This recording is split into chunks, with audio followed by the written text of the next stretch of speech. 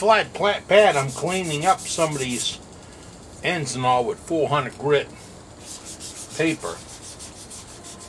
I'm glad you didn't go anywhere, because this is part 2 of how to make this sweet little project. Part 3 will be a finial. But for right now, let's just get through number 2. You ready? Watch. I really mean it. Watch.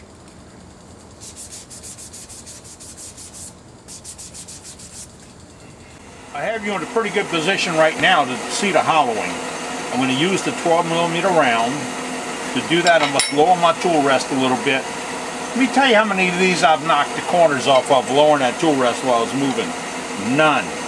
Because I pay attention to it. I'm going in. This is no man's land, the first 1/4 inch.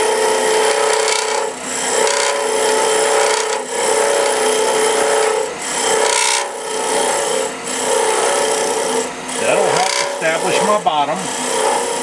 I've lost that little piece I wanted.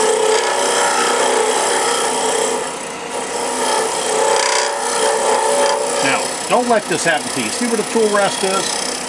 Shut down, get out, and move it.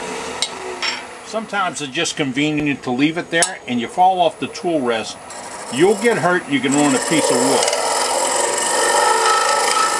Wood grows on trees. Getting you hurt is not the game plan. Remember, that shear scrape, if that's up, soft cut. The more it goes down, the harder my cut is. To finish this off, I went to one of my old reliable cutters. I don't even know if this tool is made anymore, or who has it.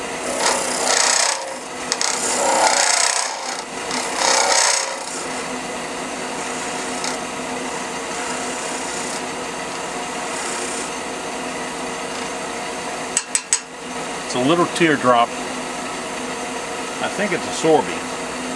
At least it's on an old Sorby handle. And I ground it to -15 degrees. And it works really nice to clean up on the inside. I can swing it around and use the teardrop edge to clean that up now. I think you can see from your vantage point that most of this is ready to go. I will be sanding a little bit on this using a pad to knock these corners down a little bit. I don't want to round this out, so I won't do a lot of it. I have a little tear up in here that I'd like to clean up. I'm going to do that with a little back dressing, and I'm going to square this hole off. Then we'll get ready to flip it around. Square it off because I don't want it to be rounded when we go back for the finial fit. I would normally never advocate sanding at 2,000 RPMs, but if I don't want to round the corners, what I need to do. Because if the paper can drop in there, it will round the corners out.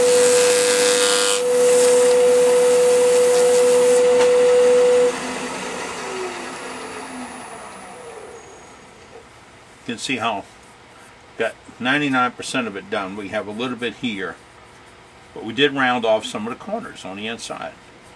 I'm going to go back and get these with a little hand paper in a little while. That'll be cleaned up. I've managed to save most of it. Got it, still have the points. If you get too far out, you will round them off and you will lose them, and you don't want to lose them, you don't want to thin them too much. Now, this face can be dressed up, flat paper, glass block, sliding it along to take the, this had protective finish on it. I didn't remove it earlier. But to clean that up and square those lines off can be done by hand lapping. It's really simple. We're ready to flip it around.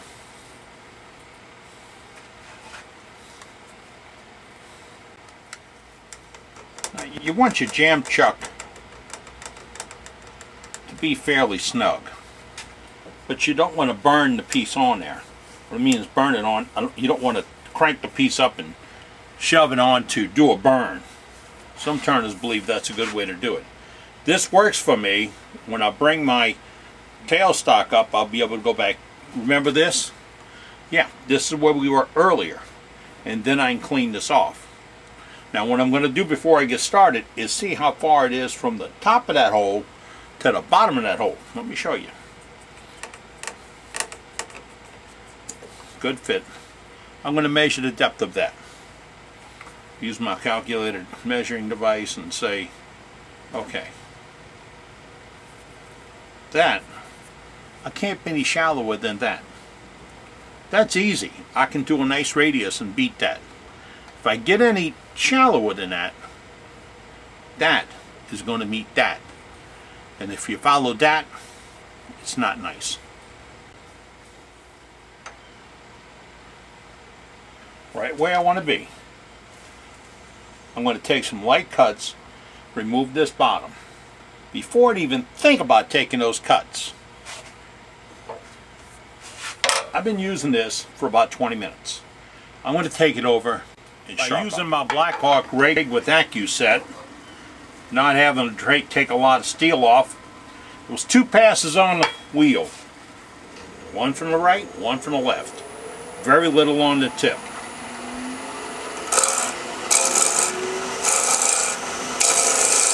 To make light cuts, close the tool down. You open the tool up, hard cuts. See?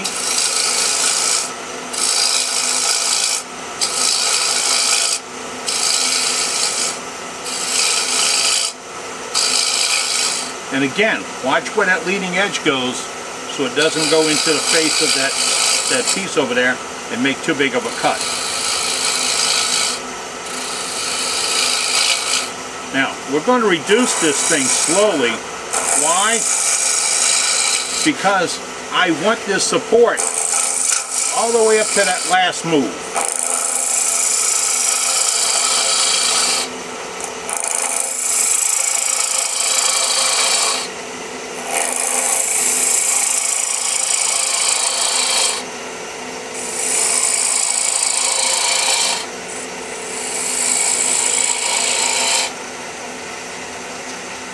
Position the tool rest.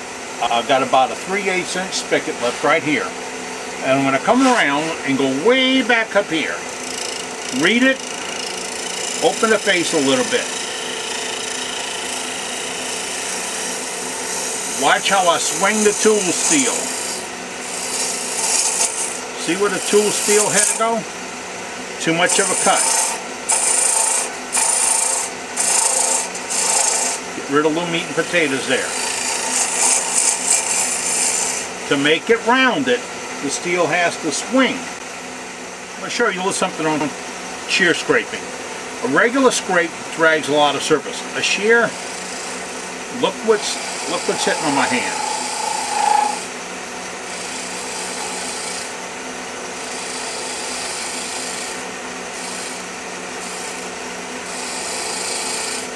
And the whole time you want to be eyes on the shadow. Way up there, not down here. It's muscle memory after a while. You can go both ways now.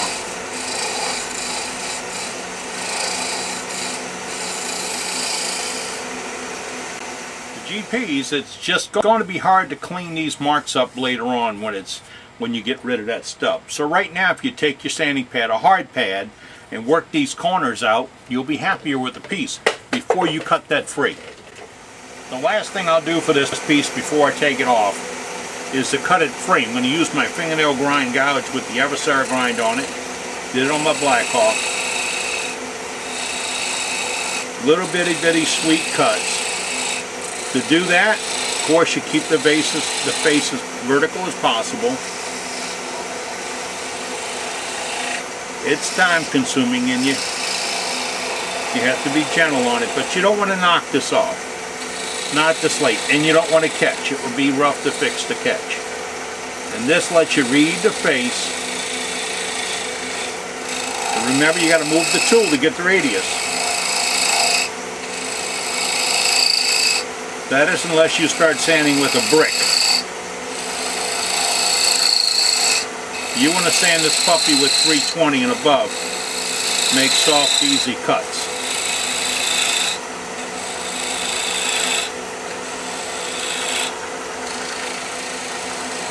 Every chance you can. Going to reduce that stem.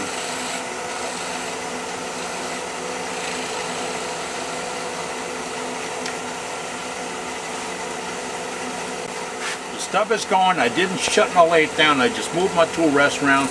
I'm going to come back and read this gouge right there. See it? And then I'm going to swing it and pass it right on up. Slow, slow, slow, slow, slow. Oh, man. I just got to tell you, I'm so good it's unbelievable. That's exactly what I wanted to happen. All in all, this is a pretty nice little project. It's the incredible bottomless box, because there really isn't a bottom to it. We'll turn a finial, that'll be in a separate video. We'll add that to it. I think coloration is going to be an important part of this. I think you want to, what I want to do, I think I want to make this one color and leave this plain. So I think I'm going to sand and seal and coat this as I protect this, and then I'll probably do some transparent air dyes or airbrush paints on the top and clean it up. The inside will definitely have to have a little bit of treatment in it, but it's pretty smooth. You'll like this. It's an interesting gift without all the camera work and all. It takes about 40 minutes. So for that, a winged box. Mark, I appreciate your tip on this, and I really enjoyed your demonstration. This is something you can do, folks, as soon as you get out and start making shavings. I'm Captain Eddie Castle, and you take care. Thank you for coming by. Oh, don't forget to close the gate when you go out.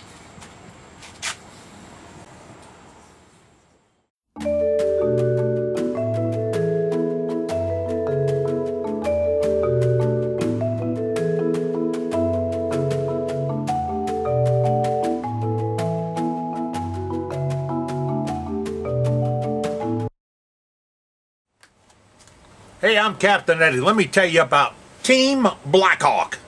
Yes, Team Blackhawk. That's a group of wood turners that want to turn pens for Freedom Pens. Guys and gals that don't belong to clubs or just want to get involved in a Freedom Pen project. They want to turn pens to send to our troops. Yeah. So, if you want to be part of Team Blackhawk and turn pens, all you have to do is send me an email at eddiecastellan@cox.net and say, I want to be part of the team. Cap will make you part of the team. I'll hook you up with Joe Kelly. He'll hook you up with Freedom Pens, and you'll be turning Freedom Pens for our troops. Those young men and women who are great Americans, just like you and me. And we're going to become better, one step at a time. Take care. Team Blackhawk. Don't forget it. Team Blackhawk.